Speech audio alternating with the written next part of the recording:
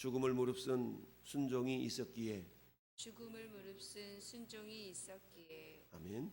죽음을 무릅쓴 순종이 있었기에. 3절 말씀을 보면 이에 여호수아가 일어나 군사와 함께 아이로 올라가리 하여 용사 3만 명을 뽑아 밤에 보내며 성읍 뒤에 가서 매복하라. 복병을 3만 명을 선택을 해서 복병을 두었어요. 그러니까 성 뒤쪽에다가 이렇게 숨겨 두었던 것입니다. 그리고 이제 준비를 하고 채비를 해서 이렇게 하고 이렇게 하자라고 하며 지금 하나님의 작전대로 움직이고 있는 거죠. 그러면서 이제 9절 말씀 보면 그들을 보내매 그들이 매복할 곳으로 가서 아이 서쪽 베델과 아이 사이에 매복하였고 여호수아는 그 밤에 백성 가운데서 잤더라. 백성 가운데 잤더라. 그러니까 그 밤에 백성 가운데 잤어요. 그러니까 하루가 지난 거죠. 그 다음에 오늘 본문 1절 10절에 여호수아가 아침에 일찍 일어나 백성을 점호하고 이스라엘 장로들과 더불어서 백성 앞서 아이로 올라갔다. 백성 앞서서 이제 아이로 올라갔다. 그리고 보면 그 밑에 보니까 13절에 보면 여호수아가 그 밤에 골짜기 가운데로 들어가니, 그런 거 보니까 10절에서 13절 사이는 또 하루가 지난 거예요. 그리고는 14절에 아이 왕이 이를 보고 그 성읍 백성과 함께 일찍이 일어나서, 여기 보니까 그래서 지금 복병 3만 명을 선출해서 미리 아이성 뒤에다가 매복을 시킨 다음에 하루가 지났고, 그 다음에 또 아침에 일어나서 백성들을 점호하고 이제 여호수아가 좀 더 가까이 아이성 근처로 가고 있는 상황이에요. 자, 그러면서 이제 또 5천 명을 또 택해서 성읍 서쪽과 베델 사이 아이에 배복시켰다. 그러니까 매복 백성이 지금 3절에 3만 명, 그 다음에 12절에 5천 명, 합치면 몇 명이에요?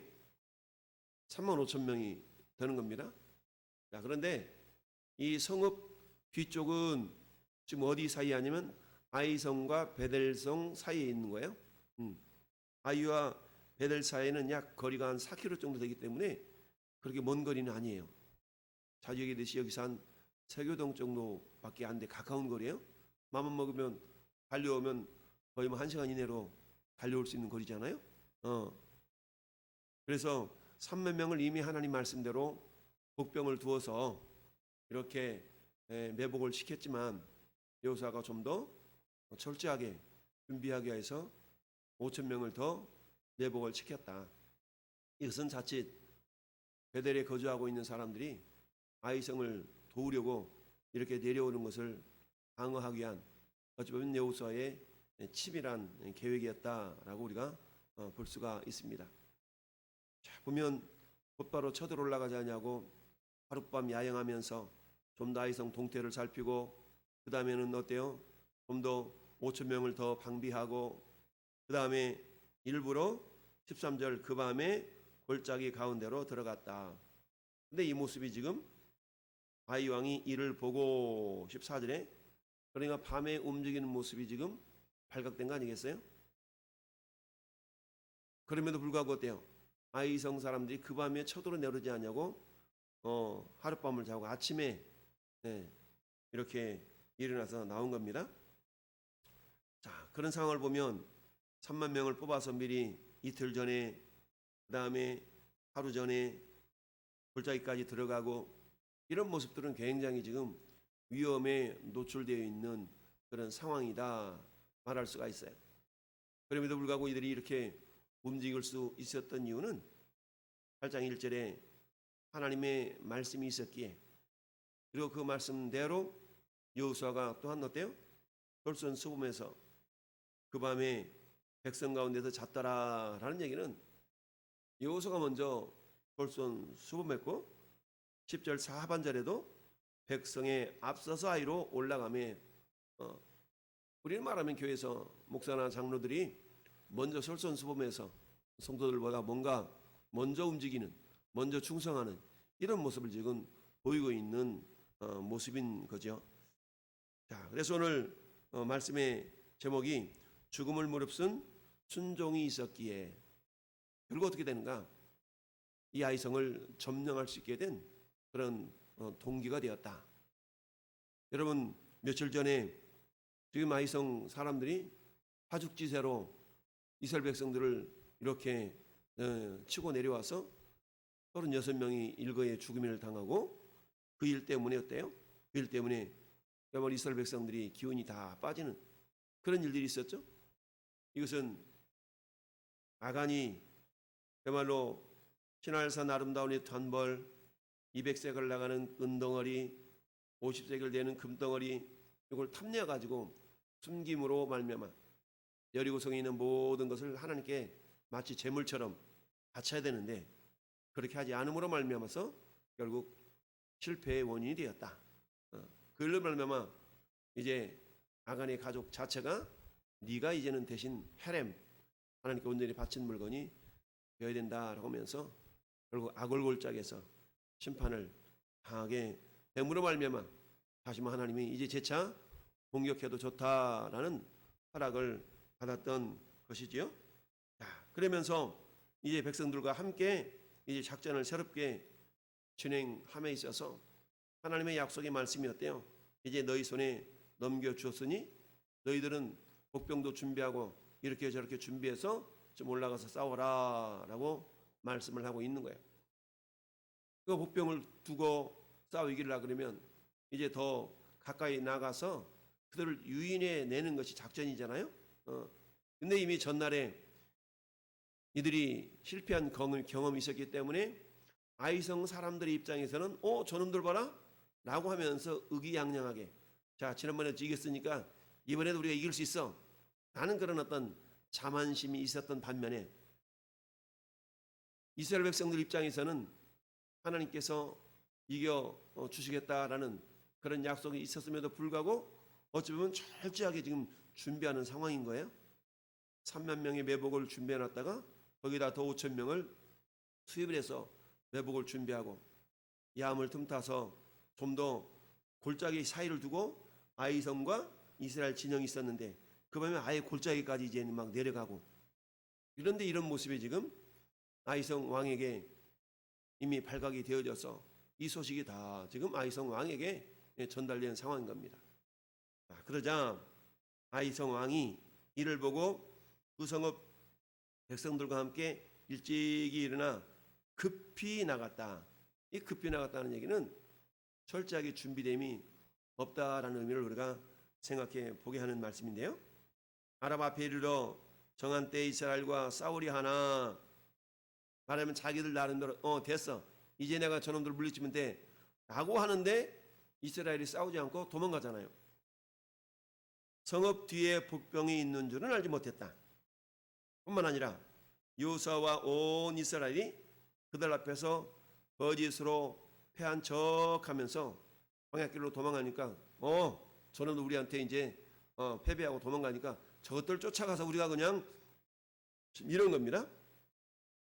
도망함에 그 성읍에 있는 모든 백성이 그들을 추격하려고 모여서 여호수아를 추격하며 유인함을 받아서 아이성을 멀리 떠났다.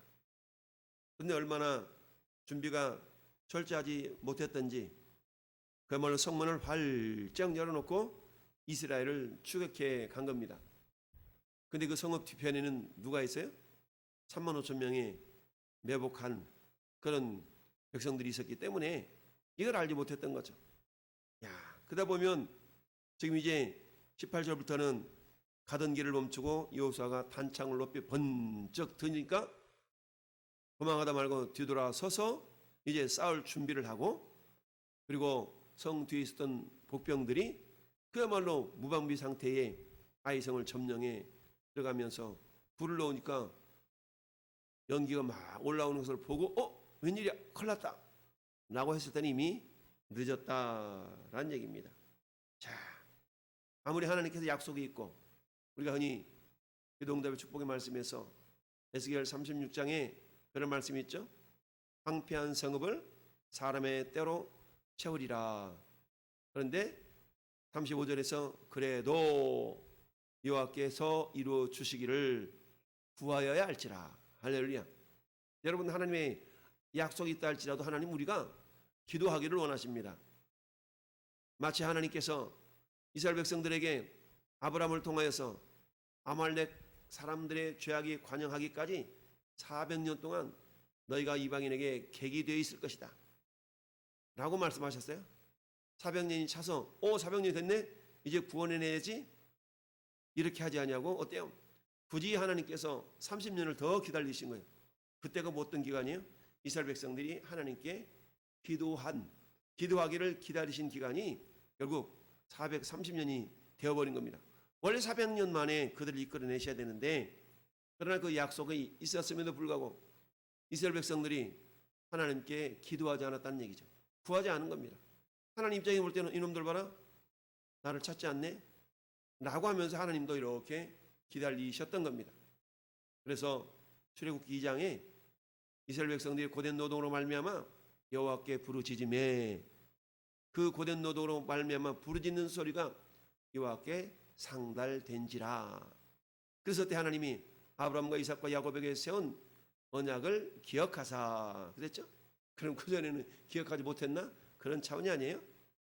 이미 하나님은 아브라함과 맺으셨던 그 언약 때문에 애굽 땅에서 400여 년이 지나 그야말로 이방에 객이 되어 있던 그들을 건져내시려는 그런 계획은 충분히 가지고 계셨지만, 그런 계획이 있다 할지라도 하나님은 이스라엘 백성들에게 그래도 너희가 나에게 기도하여야 할지라, 구해야 할지라 라고 하나님이 기다리셨던 거죠. 마찬가지로 하나님께서 오늘 1절 말씀에 아이 왕과 그의 백성과 그의 성읍과 그의 땅을 다 내 손에 넘겨 주었다. 그래, 그럼 가서 우리가 좀 가져오기만 하면 되네 라고 한다 할지라도 이스라엘 백성들 입장에서는 어때요? 철저하게 준비함이 필요한 것입니다. 그래서 오늘날 우리가 살아갈 때에 하나님의 약속을 믿고 그냥 어영부영 얼렁뚱땅 이렇게 신앙생활을 하는 것이 아니라 최선을 다해서 매 순간순간마다 우리가 최선을 다해 준비하고 기도하는 가운데 하나님의 역사하심을 우리가 경험할 수가 있다라는 말씀입니다. 그렇습니다. 여러분, 늘 말씀드리듯이 충성의 기본은 뭐라고 했습니까? 충성의 기본은 자리를 지키는 겁니다. 충성의 기본은 자리를 지키는 거예요. 그 이후에 어때요? 순종이 있고 헌신이 있고 이런 것이지. 어디 그 김집사 어디 갔어? 무슨 일이 있다고 갔는데요? 이 집사 어디 갔어? 이런 일이 있다고서 미리 갔는데요? 하나님은 쓰시려는 그때에 그 자리에 있는 자를 하나님께는 귀하게 쓰신다. 그래서 충성의 기본은 뭐예요? 충성의 기본은 자리를 지키는 거예요. 집사는 집사로서, 장로는 장로로서, 목사는 목사로서 하나님이 쓰시고자 할 때 그 자리에 있는 자를 하나님께서는 기억하신다. 근데 여러분, 지금 이스라엘 백성들은 하나님의 승리의 약속이 이미 8장 1절에 주어져 있음에도 불구하고 생각해 보세요. 이스라엘은 그 광야 지역은 날씨가 굉장히 낮과 저녁의 기온차가 심해요. 낮에는 굉장히 뜨겁고 저녁에는 굉장히 춥고 이렇습니다. 그런데 그런 날씨 가운데서 이틀 동안이나 어찌 보면 야영을 해야 되는 거잖아요. 근데 그 야영도 어때? 안전하게 야영하는 것이 아니라 긴장한 상태에서 깨어서 이렇게 야영을 한다는 얘기는 결국 한마디로 말하면 오늘 말씀의 제목처럼 목숨을 건 죽음을 무릅쓴 순종의 모습이다라는 얘기입니다. 결국 이러한 순종의 모습이 있었기 때문에 결국 아이성이 아무리 작은 성읍이라 할지라도 결국 그들을 온전하게 승리할 수가 있었다라는 말씀입니다. 오늘도 마찬가지입니다. 하나님은 저와 여러분들에게 귀한 직분과 사명을 주셔서 여러분, 하나님의 나라라는 것은 이미 사단에 의해서 빼앗긴 영혼들을 한 사람 한 사람 찾아오는 일이 결국 하나님 나라를 확장해 나가는 일 아니겠습니까? 영적으로 본다면 저나 여러분들이 마치 아이성 전투, 아이성을 점령해 가야 될 군인들, 백성들과 같다라는 얘기입니다. 그럼 아이성을 점령해서 가나안 땅을 이제 하나하나 점령해 들어가서 하나님의 약속의 땅을 이스라엘 백성들이 차지해야 되는데, 그와 마찬가지로 하나님은 저와 여러분들에게 이런 직분 저런 직분을 주시고 사명을 주셔서 어때요? 우리로 하여금 잃어버린 영혼들을 주께로 인도해 드리는 그런 일들을 감당하기를 원하십니다. 여러분, 마태복음 11장 12절에 우리 주님이 제자들에게 뭐라고 말씀하십니까? 천국은 침례 요한, 세례 요한의 때부터 천국은 침노를 당하는데, 그런데 침노하는 자가 빼앗는다라고 말씀하고 있습니다. 천국은 침노에서 빼앗아 오는 겁니다. 어떻게 침노하는 겁니까? 사단에 의해서 장악당하고 있는 영혼들을, 그들에게 복음의 빛을 비추어서 그들로 하여금 하나님의 자녀들이 될 수 있도록, 하나님의 나라가 확장된다는 것은 뭡니까? 마귀에게 빼앗긴 영혼들을 주께로 인도해서 한 영혼 한 영혼이 더욱더 하나님의 자녀가 되도록 하는 것이 하나님의 나라가 확장되어져 가는 거 아니겠습니까? 그런데 그 천국은 어때요? 침노에서 빼앗는 자들에 의해서 확장되어져 간다라고 말씀합니다. 천국은 저절로 늘어나는 것이 아니에요. 하나님의 약속이 있다 할지라도 그래도 내게 구하여야 할지라라는 말씀처럼 하나님께서 아이성 왕과 백성과 그 성을 다 너에게 주었다. 그리고는 전리품들은 너희가 취해도 좋다. 라는 약속이 있다 할지라도 이스라엘 백성들 입장에서는 최선을 다해서 3만 명의 복병을 두고 저 베델에서 쳐들어오면 안 되니까 또 5천 명을 추가로 복병을 두고, 그리고 그야말로 야영하면서, 그리고 이제는 더욱더 골짜기를 내려가서 아이성 가까이에서 우리 하나님이 이제 스탠바이 준비 땅 하기만 하면 점령에 들어갈 수 있도록 하는 그런 준비 태세, 치밀하고도 계획적인 이런 준비가 있었기 때문에 아이성을 온전하게 점령할 수가 있었다. 우리 신앙생활도 마찬가지입니다. 시간이 되는 대로 가는 대로 신앙생활을 하는 것이 아니라 날마다 말씀과 기도와 성령의 능력으로 무장하고, 우리 비전 선언문에 있는 내용 아니겠어요? 날마다 말씀과 기도와 성령으로 능력으로 무장하는 상태가 돼야 됩니다. 스탠바이. 그래서 주님께서 어묵의 집사, 김 집사, 이 집사 이렇게 합시다 라고 했을 때 우리가 언제든지 오케이 하고 나아갈 수 있는 이런 상태가 헌신된 자의 모습이요 충성된 자의 모습이다. 사람이 마땅히 우리를 그리스도의 일꾼이요 하나님의 비밀을 맡은 자들로 여길지어다. 맡은 자들에게 구할 것은 충성이니라.